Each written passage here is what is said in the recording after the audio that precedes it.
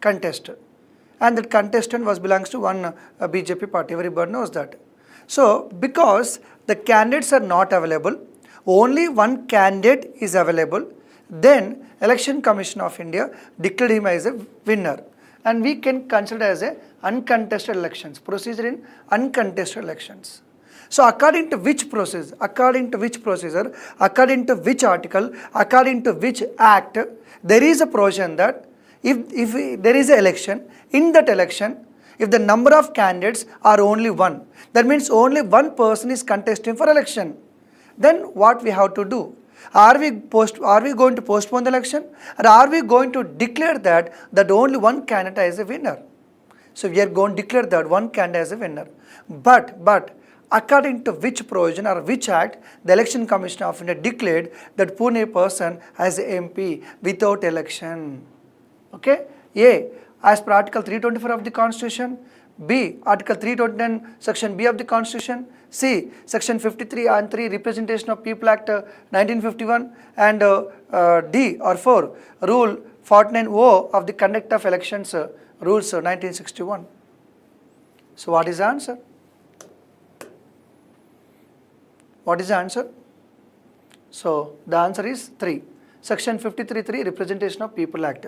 Everybody knows that the elections, most of the time elections we related to Representation of People's Act. Of course, Article 324. Article 324 of the Constitution deals with Election Commission of India. So what is Election Commission of India? The composition of Election Commission of India, the powers and duties of Election Commission of India, everything was discussed in the Article 324. But when you talk about the Lok Sabha and when you talk about the MP, the eligibility of the MP, the conditions and qualifications of the MP, the disqualification of the MP, and all these things are mentioned in this Act, Representation of the People Act 1951. Even when we talk about the registration of political parties, registration of political parties, the national party, the regional party, registered party, even that is also mentioned in the Representation of People Act only. So MP's disqualification and about the election procedure and about all these things are mentioned in the Representation of People Act. Even registration of political parties also mention this act. So I am expecting this question in the upcoming examination. Next, in which election Supreme Court has scrapped the use of nota? Scrapped the use of nota in the judgment of PUCL versus Union of India 2013. So this was a long judgment, that is called 2013 judgment. In 2013 judgment, and Supreme Court introduced nota. In 2013, in this judgment, PUCL versus Union of India 2013, in this judgment, the Supreme Court introduced VVPAT. Supreme Court introduced VVPAT. Introduced not only VVPAT, but they even talked about none of the above option also. So especially nota, we are talking about nota. We are talking about nota. Okay. But in 2018, Supreme Court scrapped use of nota in which of the following election? That means I can say very simple. In one judgment, Supreme Court said that don't give the nota option. Don't give the nota option in particular election. In which election Supreme Court said that don't use nota. That means nota option is not available. Suppose recently we voted for Lok Sabha elections, and when we went for in the EVM, in the last place there is called nota. So Supreme Court said that in which of the following election nota should not be used. What is your answer? President, Vice President, Lok Sabha, Rajya Sabha. Already we are using nota in Lok Sabha elections. Now recently we voted, the process is going on. The answer is Rajya Sabha. The answer is Rajya Sabha. Supreme Court said that no need to use or do not use nota in the Rajya Sabha election.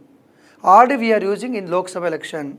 So why Supreme Court said? Supreme Court said that use the nota in the direct election but not in the indirect election. Use the nota in the direct election, like the Lok Sabha MP election and the state MLA assembly election, state assembly MLA election, and also now we are using in local elections also. Now we are using like Maharashtra, some other states also using in local election. Local election means the village head, Sarpanch, the village head, that MPTC. So in those elections also they are using nota. But Supreme Court said that do not use the nota in Rajya Sabha elections. Why sir? Why sir? Because the nota should be given only in the direct elections only, not indirect election. And in Rajya Sabha, we are not using this kind of system. In Rajya Sabha, we are using proportional representation by means of single transferable vote. Usually in Lok Sabha, the candidate A will be there, B will be there, C will be there, D will be there. Usually what happened? We'll choose one person. We'll choose one person, and the person who got the majority votes, he will be declared as the winner. Usually in Lok Sabha, in assembly elections. But in Rajya Sabha elections, what happened? We are not going to vote for one person. We are going to give the preference. First preference, second preference, third preference, fourth preference, like that only. So in Rajya Sabha, we are giving the preference. In Rajya Sabha, we are using a method called proportional representation by means of single transferable vote. So Supreme Court clearly said that do not use the nota option in Rajya Sabha. You can use in direct election. Direct election sense when people will go directly vote it. They like Lok Sabha MP election and state MLA elections. Remember that. Okay? Remember that point. And this case is very, very important. This case is very, very important because of recently there is a issue of EVM on all these things, and definitely there is a chance to ask the question. Which of the following elections conducted on the basis of first past the post system? Which of the following elections conducted on the basis of first past the post?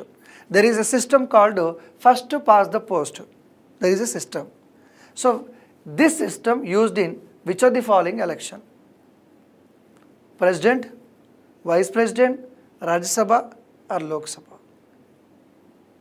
What is your answer? Can you guess? Okay, first we should know what is that meaning. What is the meaning in the sense? I'll give an example. Usually we are voting for candidates. I'm talking about the Lok Sabha MPs and MLAs. I'm talking about state MLAs. So 4 candidates are there. What happened? Tell me.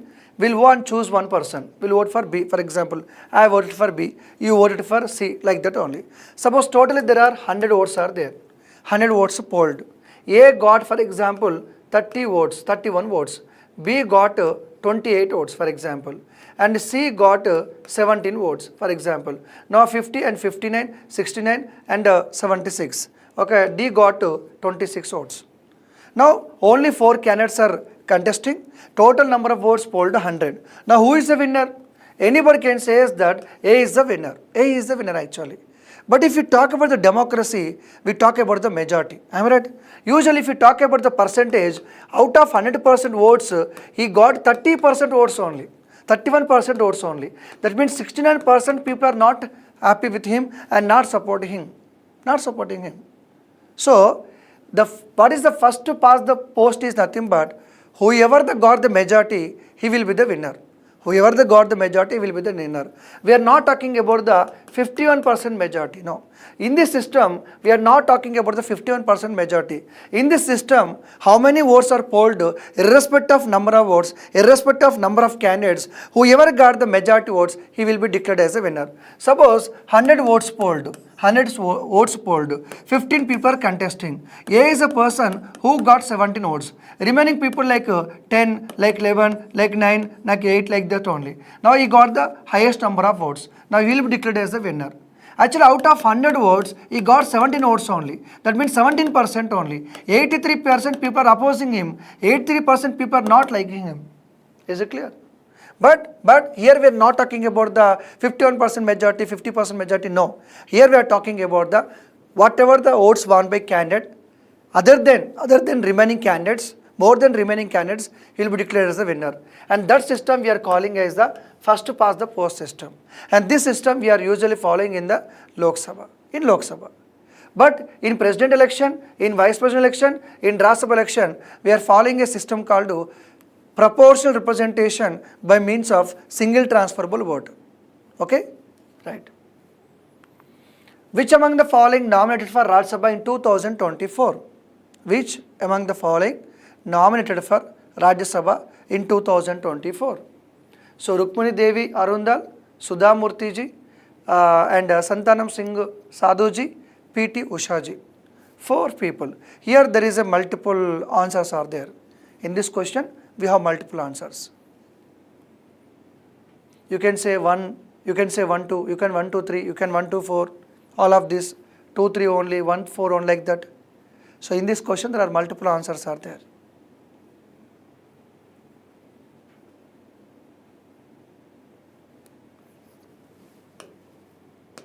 Okay. The answer are 2 and 3. The answer is 2 and 3. So everybody knows that the President of India, he will nominate to Rajya Sabha 12 members. The President of India under Constitution, he will nominate 12 members to Rajya Sabha, 12 members to Rajya Sabha, nominate 12 members to Rajya Sabha. So who are excel in arts, literature, science, social service. Okay. So any person from this background will directly nominate to Rajya Sabha. So total President of India nominates 12 members. In 2024, President of India nominated Sudha Murthy ji and Satnam Singh Sandhu.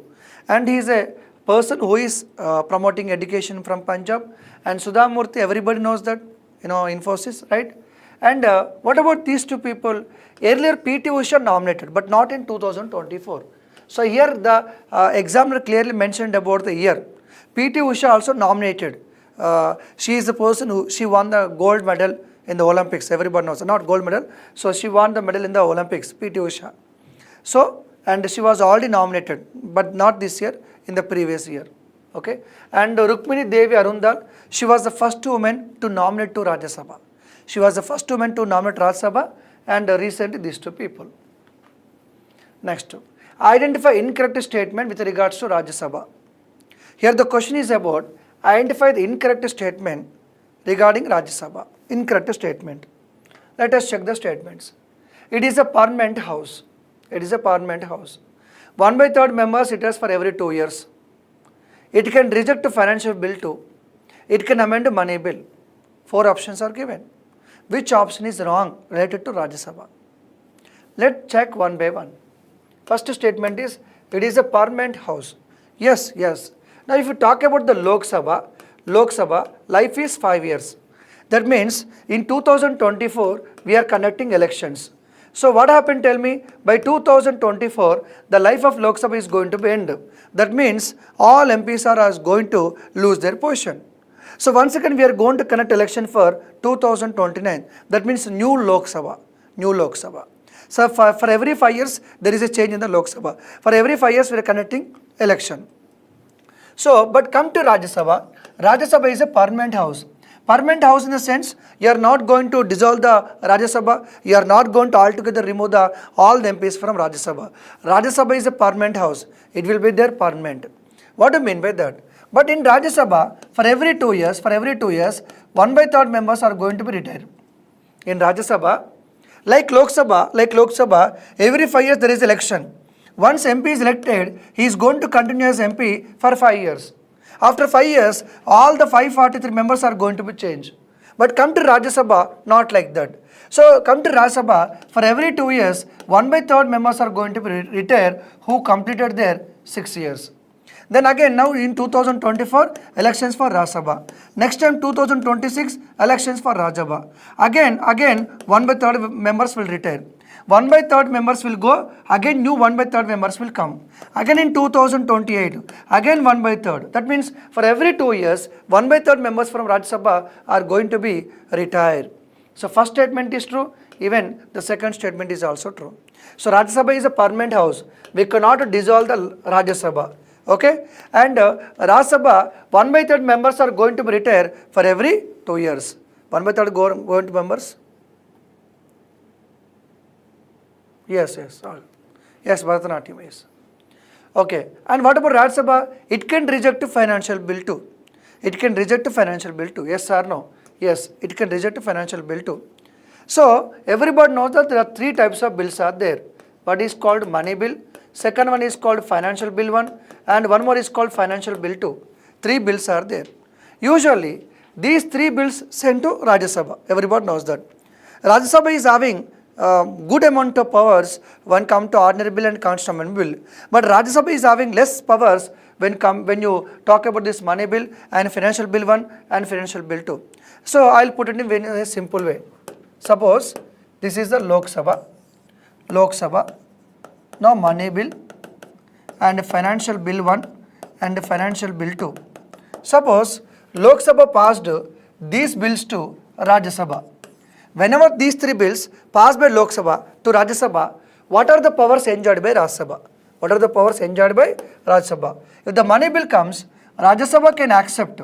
Rajya Sabha can accept. But Rajya Sabha cannot reject, cannot amend. Whenever a money bill sent to Rajya Sabha, it cannot reject, it cannot amend. Whenever financial bill 1 sent to Rajya Sabha, same thing, same procedure. It cannot reject, it cannot amend. Financial bill 1. But financial bill 2. Usually financial bill 2 considered as an ordinary bill. Financial bill 2 considered as an ordinary bill. Whenever a financial bill 2 sent by Lok Sabha to Rajya Sabha can do anything like. Anything means whenever ordinary bill sent to Rajya Sabha can accept, Rajya Sabha can reject, Rajya Sabha can amend, it can do anything, an ordinary bill. So now financial bill is treated like ordinary bill so that whenever a financial bill 2 sent to Rajya Sabha, it can accept, it can reject, it can amend. That means it can reject financial bill, true. It can reject financial bill 2, true. It can amend money bill, no. So whenever money bill sent to Rajya Sabha, Rajya Sabha either accept, that's it. They should accept, that's it. If they don't accept, no problem.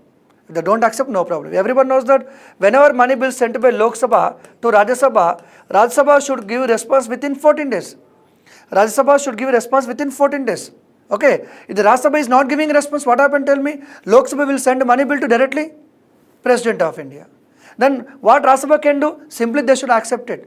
Rajya Sabha should accept the money bill, that's it. The Rajya Sabha cannot reject the money bill. Rajya Sabha cannot amend the money bill. So it can amend the money bill. What is the question is here? Identify incorrect statement. What is the wrong statement? Okay, let me go through the question again. So what is the incorrect statement? Rajya Sabha is a permanent house, right? We cannot dissolve the Rajya Sabha. And 1/3 members sit here for every 2 years. Yes, right? And it can reject financial bill too. Yes. It can amend money bill. No. Rajya Sabha cannot reject, cannot amend money bill. It has to be accepted. That's it only. Okay, right.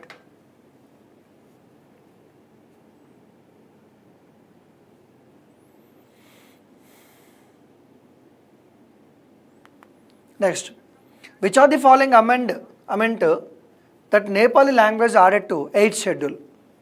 By which of the following amendment the Nepali language was added to Constitution or 8th schedule?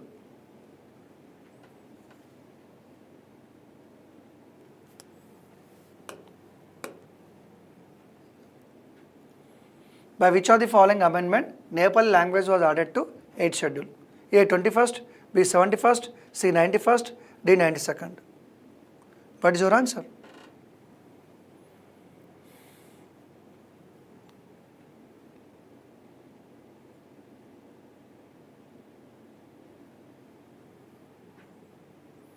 Okay.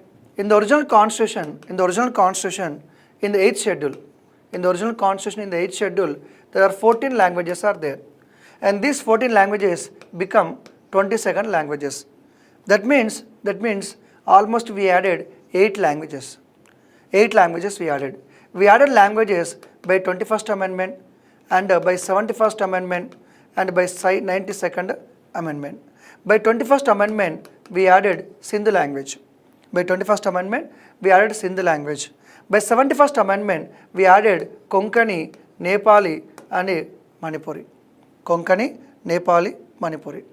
So, Konkani, Nepali, Manipuri was added by 71st Amendment. So, 71st Amendment we added Konkani, Nepali, Manipuri. These 3 languages was added by 71st Amendment. And by 92nd Amendment, we added Bodo, Dongri, Santali, Maithili.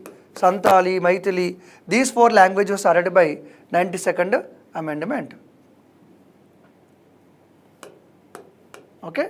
So by 92nd Amendment, these languages. The answer is 71st Amendment. 71st Amendment, Nepal was added. By 21st Amendment, Sindh language was added. By 92nd Amendment, Bodo, Dongri, Santali and Maithili. What about the 91st Amendment, sir? By this 91st Amendment, we put a restriction. What is the restriction? The total number of ministers should not exceed 15% of Lok Sabha. In the states, 15% of the state assembly. The total number of ministers. we put a restrictions on number of ministers. As per 91st Amendment, in the Lok Sabha, the total number of ministers should not exceed 15% of total strength of Lok Sabha. In states, 15% of total strength of state legislative assembly. Next, when we create a new state, which are the following scheduled to be amended? You know, we have Article 1, Article 2, Article 3. By using Article 3, we are going to create a new state. Everybody knows that. So Parliament has the power, central government has the power to create a new state as per Article 3. As per Article 3, we can create a new state by bifurcating state, by merging the state, by increasing the area of the state, by decreasing the area of the state. Parliament can create the state. But whenever we create a new state, we need to amend the constitution. So, which is scheduled to be amended in the constitution whenever create a new state. Suppose total we have 28 states are there. 28 states are there. We are in 2014. We are going to create a 29th state called Telangana. We are creating a new state called Telangana, 29th state. So when we created Telangana state, which schedule is amended? Even now we are going to create a new state, for example. So which is scheduled to be amended?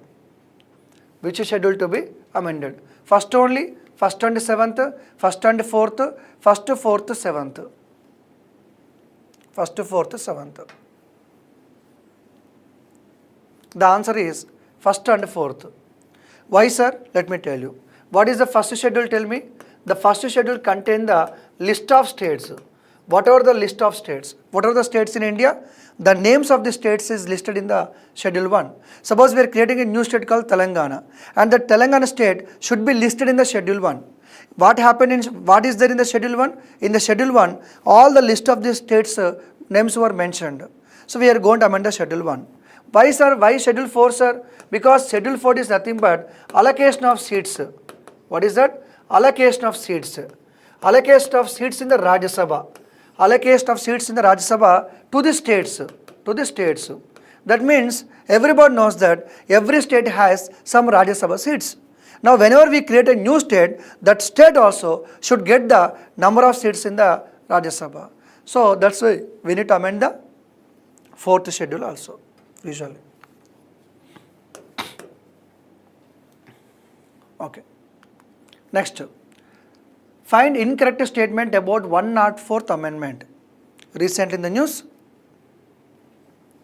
104th Amendment. Find the incorrect statement about 104 Amendment. Incorrect statement. Incorrect statement. Okay. Amended Article 330, 332.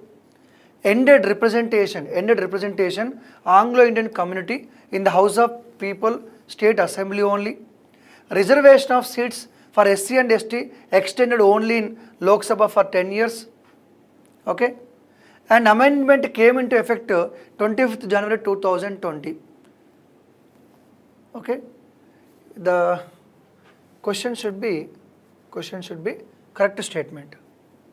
Question should be correct statement. Find the correct statement. Out of 4, there is only one statement is correct. Out of 4 statements, there is only one statement is correct. Okay, let me explain first. So there is a 104th Amendment. We are talking about 2 things. One is called Anglo-Indian community. Anglo-Indian community. Second one, we are talking about SC/ST reservation. ST/ST reservation.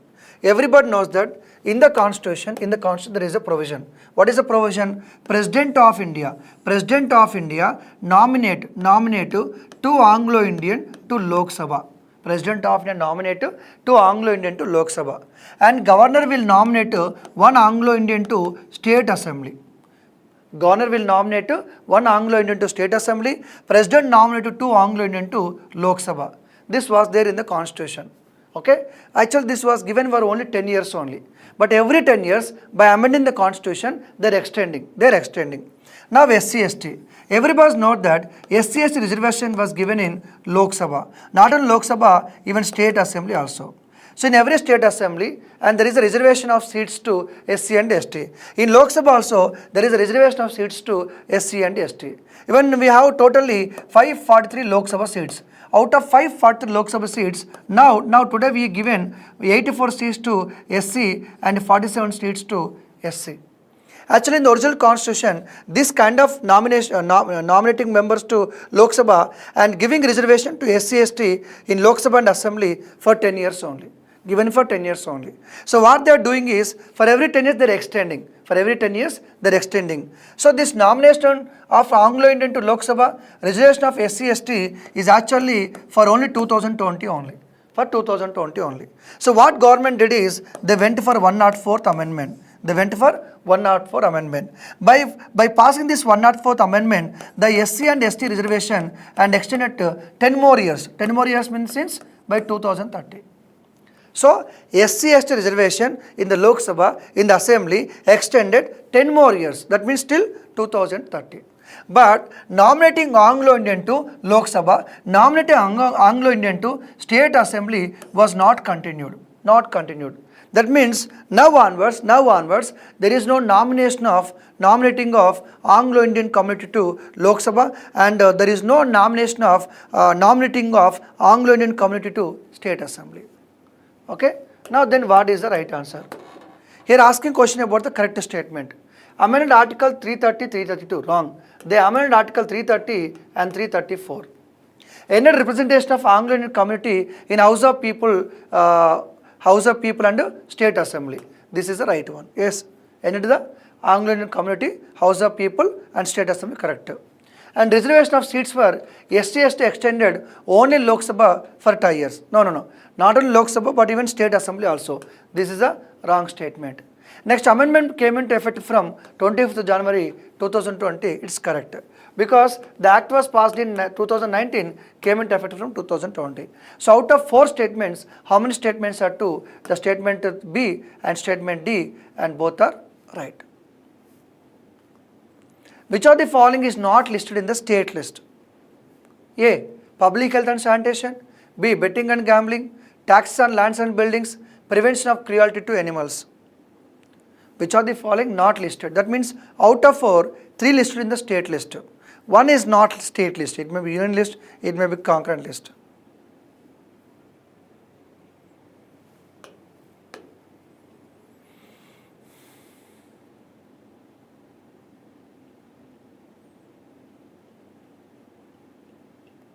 Okay, the answer is prevention of cruelty to animals.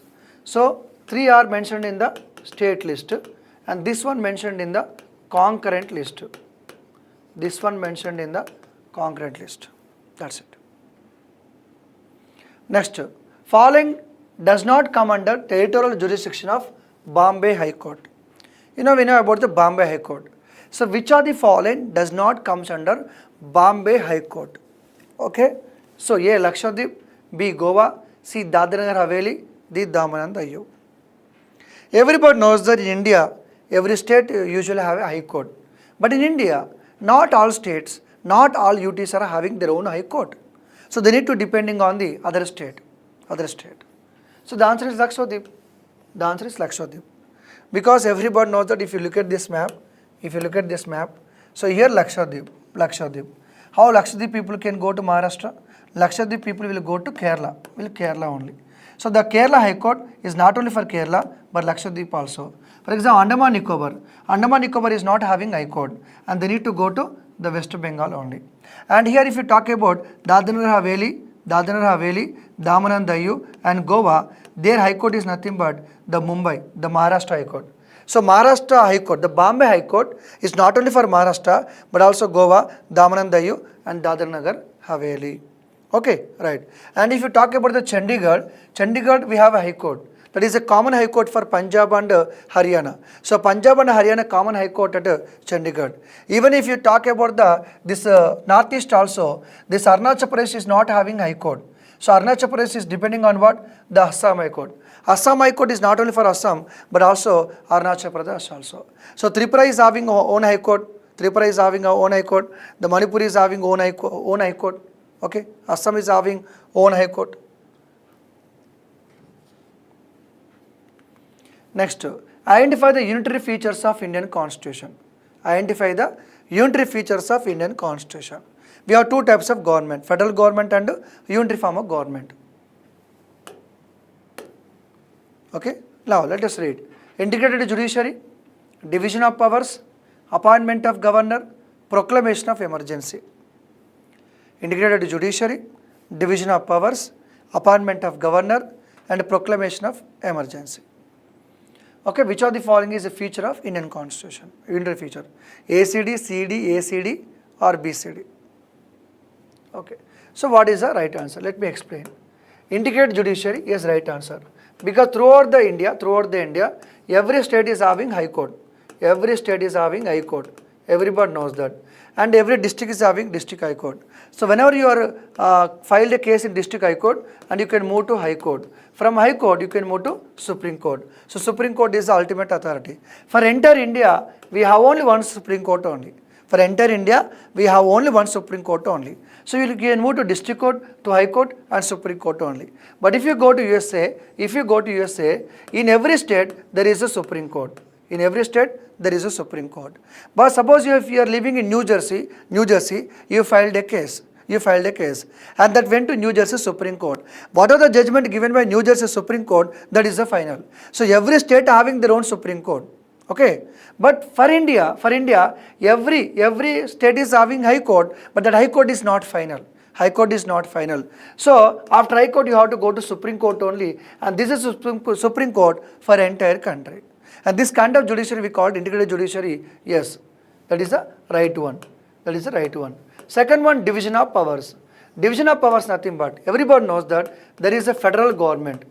What is the difference between federal government and unitary government? Federal government means there will be two governments, central government, state government. And there is a division of powers between center and state. And state is more stronger than the center. Everyone knows that. But in unitary form of government, there will be only one government. Only government, that is called central government. If the state government is there, it does not have that much of power. In unitary form of government, what happen? In entire country, there will be only central government, no state government. If the central government is also there, but center is very powerful than state government. That is called unitary form of government. So division of powers happen usually in the federal form of government. No. Next, appointment of governor. Usually, the governor is head of the state. Suppose today, Maharashtra governor was appointed. By whom? President. President means central government. Usually, governor is head of the state. That head of the state is not appointed by state, not elected by state, but appointed by central government only. That means center domination. So this is a unitary feature. Proclamation of emergency. Everybody knows that in India, the President of India under Article 352 and Article 356 and Article 360, President of India can proclaim the emergency. President of India can proclaim the emergency. But everybody knows that the emergency is imposed by President of India. Imposed by President of India, approved by President of India, even revoked by same only. So there is no involvement of state in the emergency provisions. Number one. Then whenever there is an emergency, whenever there is a national emergency, what happened? Tell me, the central government will become powerful. Whenever there is emergency, center will become powerful. Even the central government can take the decisions related to state list also. The parliament will become powerful. The parliament can make the laws which are mentioned in the state list also. Usually, everybody knows that we have three lists. One is called union list, second is called state list, and third one is called concurrent list. The parliament cannot make the laws which are mentioned in the state list. Parliament cannot make the laws which are mentioned in the state list. Everybody knows that. But during emergency, parliament can make the laws in the state list. Whenever emergency is imposed, the states are helpless. The center will become all powerful. All the powers are in the hands of central government only. So that is a unitary feature. That is also this one. So answer is ACD. Okay. Dr. B.R. Ambedkar opened that following article should be remain as a dead letter. Ambedkar opinion. It is nothing but Ambedkar opinion. He said that following article is like a dead letter. The letter is dead. We are not going to use it. Okay? What is that? Article 356. What is Article 356? Proclamation of emergency in the state. Nothing but presidential rule. So, President of India can impose emergency in states also. We can call as a constitutional emergency, we can call as a state emergency, we can call as a presidential rule. So Ambedkar thought that in the future, there is no need to impose a emergency in the state. Okay, nothing will happen. I think they are not going to use Article 356 at all. Ambedkar thought that. But we proved him wrong. We politicians proved him as wrong. Because this is the most misused article. And Ambedkar thought that, and we are not going to impose emergency in the state. Ambedkar thought that. But more than 100 times the emergency imposed in the states. More than 100 times emergency is imposed in the states. So this is what most misused article. Okay students, the next technical session is going on. So definitely I am going to cover some more political questions in the next session.